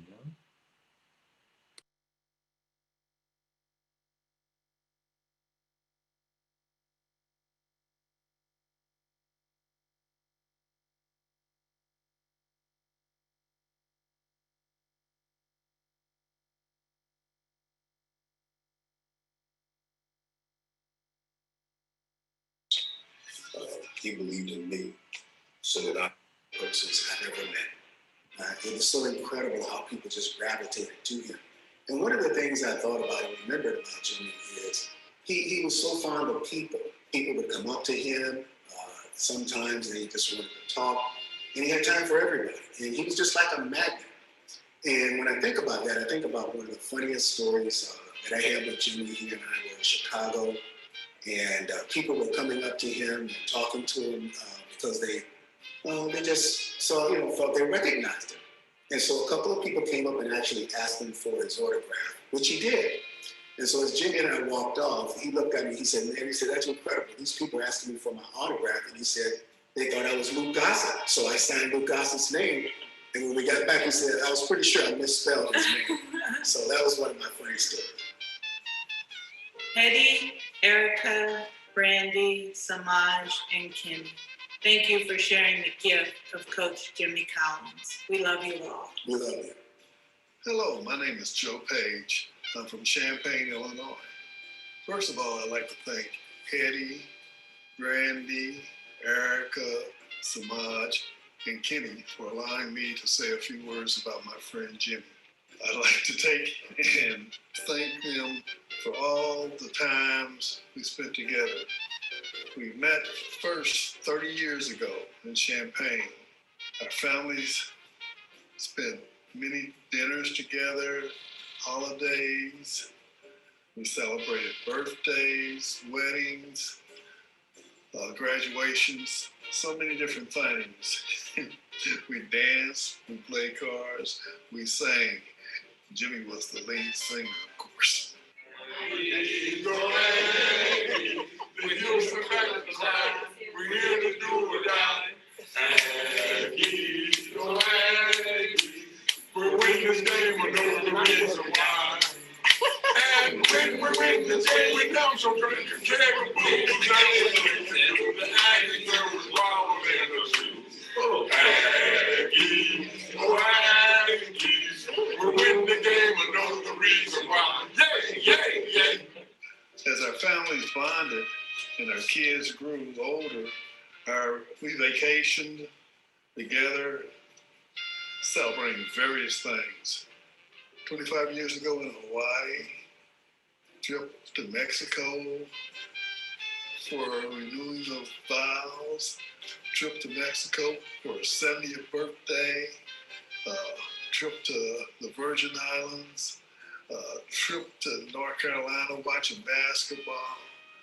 Can't tell you the number of NCAA tournaments we went to, all the basketball games, but most of all, I remember sitting, drinking, eating, and talking about sports, other songs, other things, till 2 and 3 in the morning, and laughing and looking at each other and saying, wow, did we spend all this time just talking? And we laugh and say, yeah. You'd say, I know you, Joe. And we'd also say, my brother, be careful. So many memories that will take me and sustain me. I wish I could just explain how blessed I was. Thank you for allowing me to share some of my feelings and emotions. If ever you need me, I'm a phone call away. Love you all. Thank you. Hi, I'm Melvin Watkins, formerly the head basketball coach at UNC Charlotte and Texas A&M University. But before I go on any further, let me once again give our condolence to Hetty and the Collins family, the kids, and from Burrell and I. We hate that we couldn't be there for his homecoming and celebration, but we know in light of what's going on with the pandemic, just wasn't safe to travel so much. We were there in spirit. Let me think, when did I first meet Jimmy? It's many years ago, I guess, and I think when he was at the assistant coach at the University of Illinois, and I think it's when I first met him. But over the years, that relationship grew and became special between he and I. And every year at the Final Four, it was going to be a get-together. We wouldn't go to the games. We'd find hotel rooms with some of our coaching friends, and we probably had a couple cold ones and just sit around and laughed and talked and told stories and reminisce about the season. Then, of course, even when Jimmy had retired, he would still come to the Final Four. He and Hetty and Burrell and I would get with them, and that was just a tradition for us to meet at the Final Four, and we just have a lot of fun. But then, as the years passed by, I retired this past year, and we got a chance to spend more time with Jimmy and Hetty. They came out to Arkansas where we were last working, and then, of course, we went to Chicago and spent time up there, went to his daughter's wedding, and they came down to our house in Florida, and we actually the last few months had been talking about, hey man, when we get through this pandemic, we heading back down to Florida again, and just to get away. He loved the weather there like we did. So just one of those rare brothers that touched a lot of people's lives, and anytime he could help someone. So I know I can't even imagine all the players, ex-players, and young coaches that he touched, but he surely touched my life and would always share and anything he could do to help. And, you know, he would sometimes see our games. He could critique them for me, and we'd laugh about it. And just had a lot of fun with Jimmy anytime we got together. Man, I'm going to miss that brother. I'm already missing him. You know, there are just a lot of things I probably shouldn't even say on this tape with some of the stories we used to talk about. But Jimmy would, you know, it would be current events. It'd be about what's happening with politics. And so not just basketball. He would go down a lot of different avenues, and we'd laugh and joke about that. But again, in closing, I just want to say I want to thank the Hetty and the Collins family for sharing Jimmy with us. May that brother rest in peace. Thank you. My name is Dr. Barbara Henley, and I thank the Collins family for this opportunity. 1996, the year Coach Jimmy Collins began his successful 14-year tenure at the University of Illinois at Chicago, or UIC. 1996, the year I was appointed Vice Chancellor for Student Affairs and Enrollment Management at UIC. 1996, the year I met Coach Collins, his beautiful wife, Hetty, and the family. As UIC colleagues and friends, Coach and I had many long discussions about the collegiate experience, the student athlete, and the basketball players. He cared deeply for his players, teaching, mentoring, and of course, coaching them. When on occasion, one or two of the players had a little too much fun on campus, he was there to discipline them accordingly and to support them unconditionally. In 14 years, I can recall only one occasion when my student affairs colleagues had to call me in the middle of the night to ask if they should call the coaches to handle a situation. I said, well, you woke me up, so yes, call all the basketball coaches and wake them up. Coach, being the leader that he was, drove to campus and handled the situation. Coach Collins was always there for his players. Moreover, he supported me in my efforts to enhance campus life for all students. That support included his attending many student events, and especially the Student Affairs Scholarship Fundraiser every year. Coach Collins was the winningest coach in the history of the UIC basketball program. But his legacy is sealed as a loving husband to Hetty, as a remarkable father, as a fun-loving family man, as a caring mentor, as a determined coach, and as a supportive friend. Yes, his legacy is sealed forever. May Coach Jimmy Collins' unconquerable soul rest in peace, power, and points. Thank you, and God bless. Hi, family. It's Amber Washington. Thank you again for allowing me to be part of this tribute to Coach C. I know that he played an intricate part in so many lives, and I just want to take a moment to say the importance that he had in mind. I met Coach C in 2005 on my visit to UIC. After I signed, he and I, some way, shape, or form, found out that we were cousins. And from that day on, he and Cousin Hetty took care of me while I was in Chicago. And even after, they fed me, were able to, talk me off of the ledge several times whenever things were just not going my way, and always be that voice of reason for me throughout all of the difficult times throughout college and even after. I just remember seeing him on campus all the time, and he would always be smiling and giving me positive reinforcement and encouragement no matter what, no matter how I was feeling, no matter how bad practice was that day before. And he also helped me with life skills, just being able to get over obstacles and realize that, everything isn't going to happen the way that you intended to happen, but you have to be able to roll with the punches and just be able to adapt in adversity. I'm going to miss him. I'm going to miss his calls during the holidays just to check in, and just his overall spirit and just being the awesome person that he was, and just being so loving. So, Coach Collins, I love you. I'm going to miss you. And again, thank you for all of the encouragement and positive reinforcement that you all have provided to me. And again, I love you all. And thank you again for allowing me to contribute.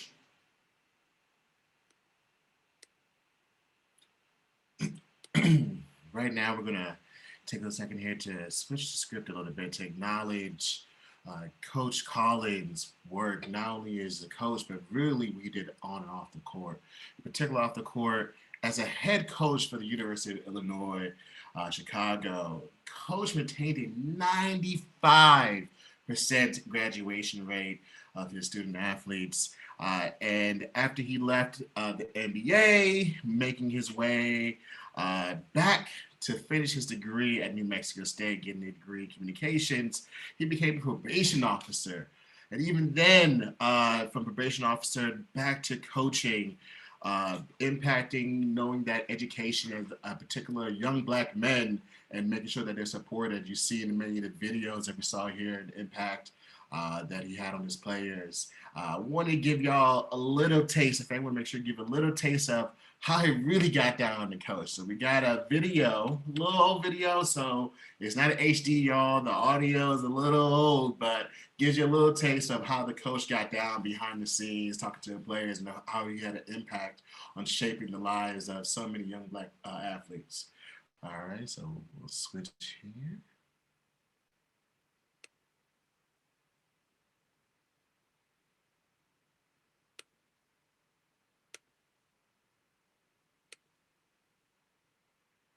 All right.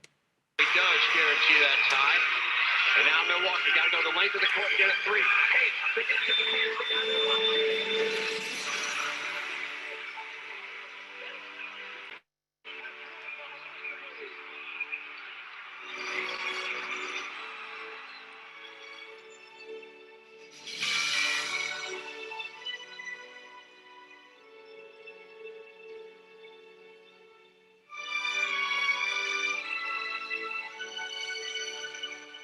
At the end of the year, being a second seed and having to beat Butler at Butler, and then having to go to Milwaukee and going to the NCAA tournament was probably the greatest 2 games of UIC basketball, the hardest 2 games to win to go to postseason play, obviously ever.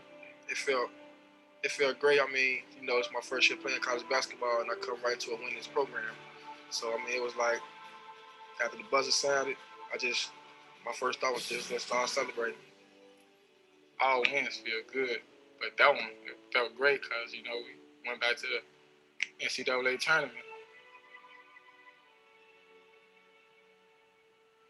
There were times when you could very easily crash, but you know, the sign of a good team, the sign of a family, some things remain to pick each other up, When we needed a basket, we got it. When we needed a rebound, we got it. When we needed an assist, we got it. But more importantly, when we needed a defensive stop, we got it. We got productivity from everybody. Marquise, man, I'm really proud of you, boy.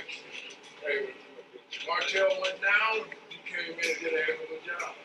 Yosef, when times got rough, you came in and did a heck of a job. Now, you missed the shot, don't be able. Forget about that. It was the rebounds that you got that helped us. It's the time you brought that ball down the floor when we didn't have anybody else to bring it down there. Yeah. all of this. Shit, all of that. Hey, Stone Face, when we needed a basket because Cedric couldn't hit a blind mule in the head. Hey, Stone Face. My old junkyard dog. I got 2 of them. I got a Rottweiler and a very big old pit bull. I don't give out that. I don't pick it up yet. It's just, I mean, and the guys sitting on the bench. Several times I had to tell those guys to sit down because they wanted to say, put me in, coach. They were behind us 150%. Everybody in this room deserves a piece of this net. However, I'm keeping keep it. I'm hanging on the wall. I'm hanging on the wall. And when you finish class, come by and look at me. Class.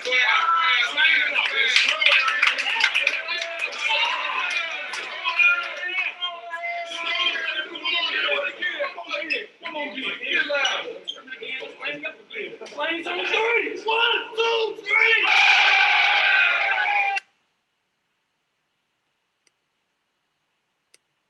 Matchup, I just assume.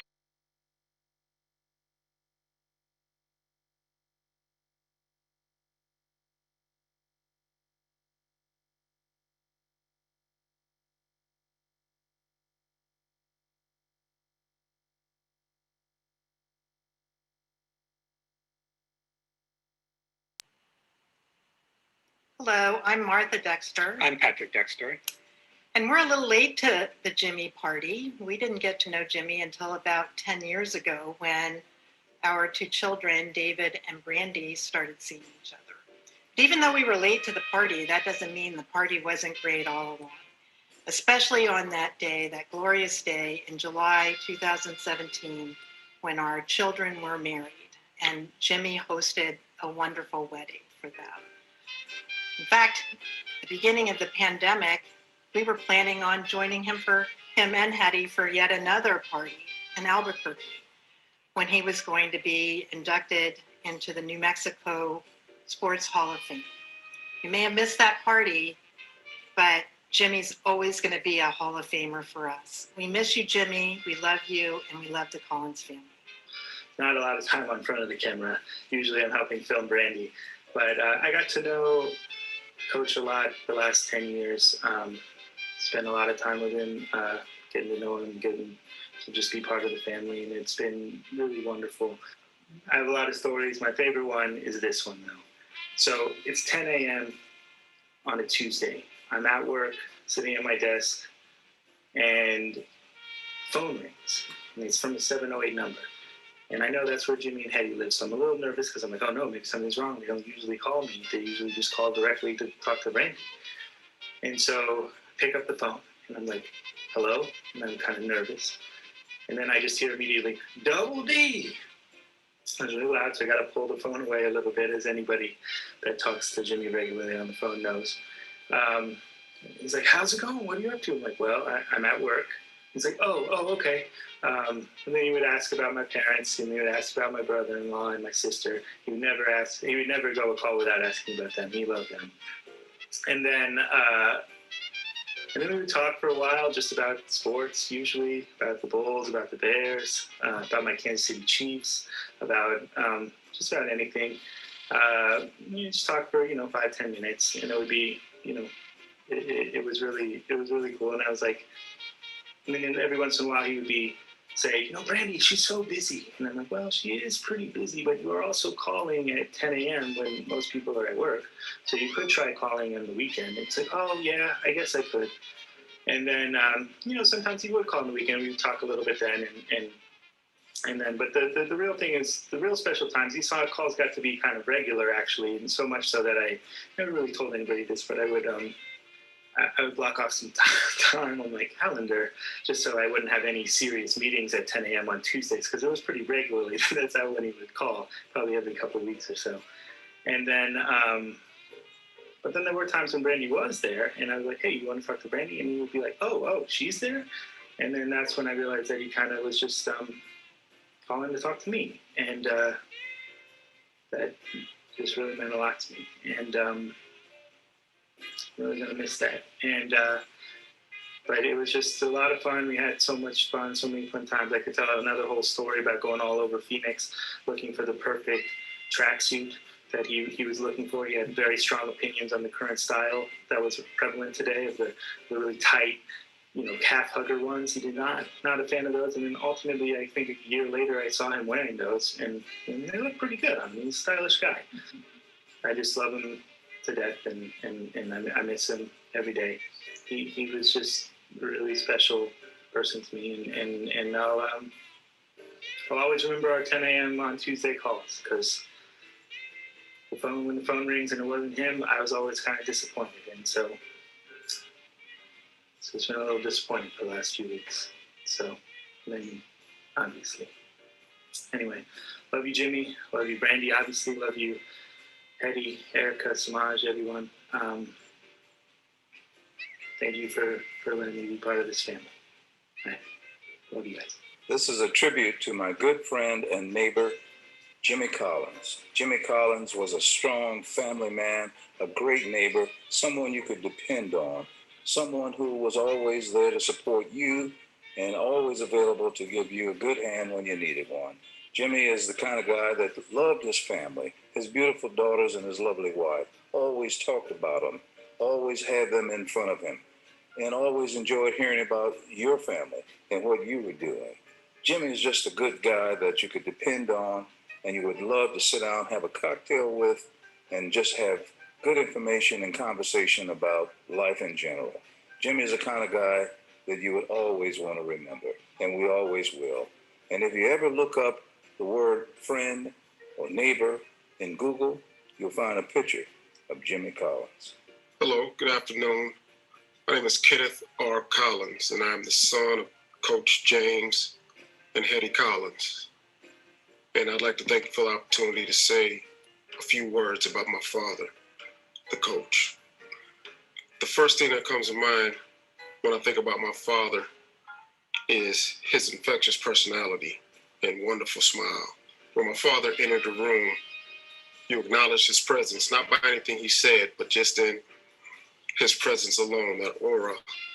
His radiance was incredible. My father truly never met a stranger. He would talk to people whether he knew him or he didn't and make them feel as though they had been friends for years. I had an opportunity to speak with my father about a week before his birthday in November. When I saw him, his eyes lit up and I became emotional. It had been a while since I had seen him. Sometimes father and sons go through things, ups and downs, just like any father-son relationship would. And through it all, my father remained a true gentleman, even when he shouldn't have. He never, ever was not that. He was a gentleman through and through. With my mother by his side, of course, his class never wavered. And that's something that I hope to be able to emulate in my future, because it was surely admirable. Loved by many, respected by all. He was just a man that commanded respect and admiration from whoever he came in contact with in a short time. So my father will be dearly missed by many, his players, his friends, absolutely his family. I can speak for my sisters, Erica, Brandy, and Samaj. My mother, he was loved, continued to be loved, and this one is going to hurt for a mighty long time. Hello, everyone. My name is Samaj Collins Douglas, and this is Zen. I am the daughter. She's the granddaughter of Jimmy Collins. We have decided to share a special tribute today, personal song that my dad and I used to sing together sometimes. And then also, it's going to do a poem for her grandfather. So, hope you guys enjoy. We love you, Daddy. We miss you, and thank you. My name is Anne. I'm 8 years old, and I wrote this poem for my grandpa. Grandpa, Grandpa, you show me love. I hope I can see you up above. I climb trees. I hope I can climb high enough so I can go up there and give you a hug. We all miss you and love you, Grandpa.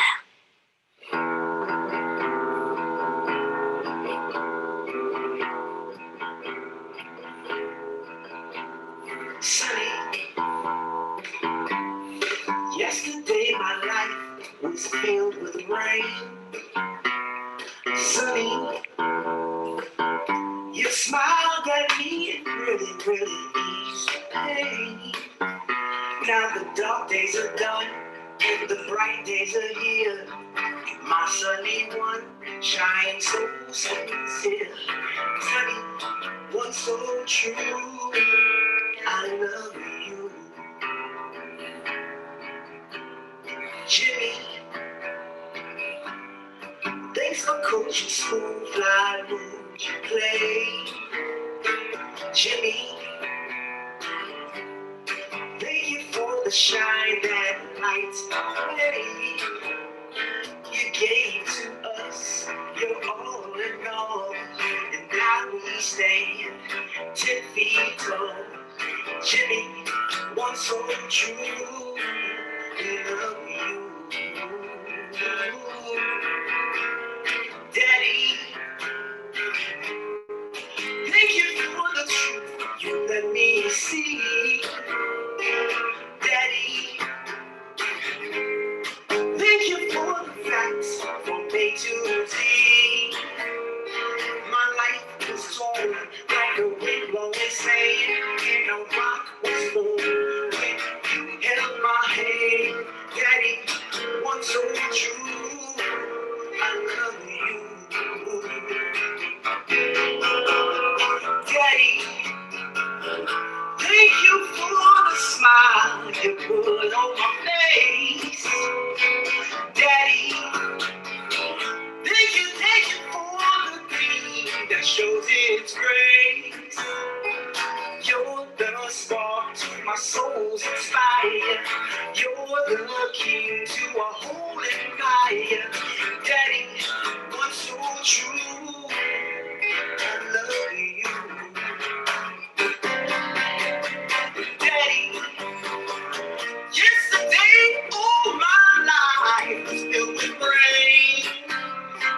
Daddy, sweet memories of you really ease the pain. When the dark days are done and the bright days are here, my daddy's soul shines so sincere. What's so true? Daddy, what's so true? Daddy, what's so true? I love you. We love you. Daddy,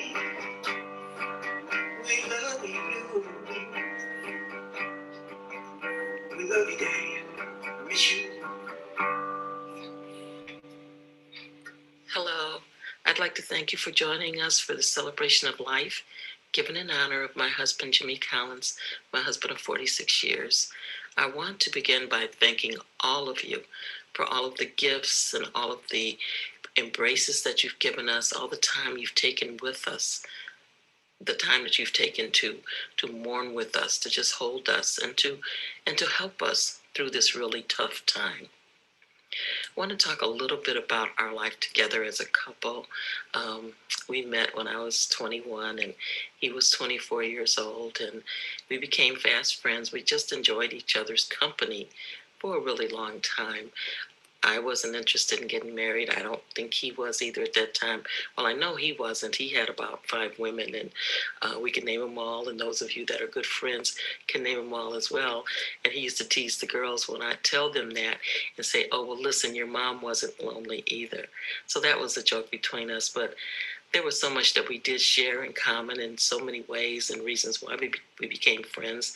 For one, he loved and enjoyed plays, and we enjoyed going to plays and attending them together. He loved gardening. Once I was gone away on a trip, and when I returned home, he had planted 30 rose bushes. And he said to me, I never promised you a rose garden, but I gave you one. There were times when he just did things that were just hilarious, and he kept us laughing all the time. He loved to travel domestically. He liked to drive around and go to all the different sites, all the Civil War sites. He liked to travel to the north, the east, the west. He just liked to get out and go around and see things because he was a real history buff. I mean, we went to places like Tombstone. We went to see the Billy the Kid pageant where he broke out of jail. Those kind of things, they really interested him. and they interested me as well. But more than that, he was a great father. He adored his children. He loved his girls especially because they hovered over him, and he adored them, and he hovered over them as well.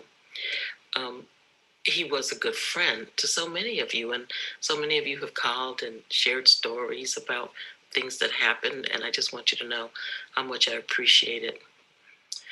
This celebration of life is to celebrate the life that he has had, the life that we enjoyed with him, the love of my life. You know, he left home that day to go to the doctor. We never expected him not to come back home. In fact, we were planning for next year when COVID was over and we'd all get out, the things we wanted to do, the friends we wanted to see, and the places we wanted to go. We were planning for that. So I know that none of us expected this. But this was the Lord's will, and this is what happened. And I'm just asking all of you now just to continue to reach out, continue to embrace us, and continue to understand, and continue to just say his name in celebration of his life. Thank you.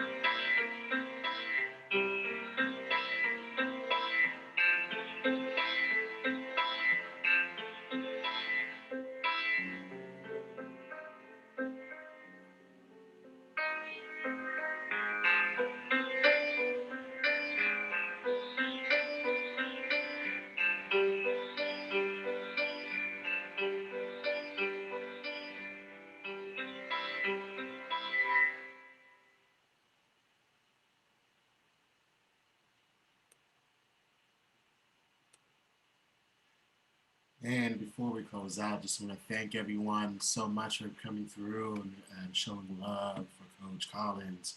The family would like to thank a couple of folks for making this happen. In particular, shout out to Kristen Pope for recommending Tony Clomax of Maximize Productions for making the tribute video that we all just watched. And thank you so much for that. Thank you to everyone who shared a video that contributed to this video, the tribute video. Thank you so much for, in such short notice, sending in videos any way you can.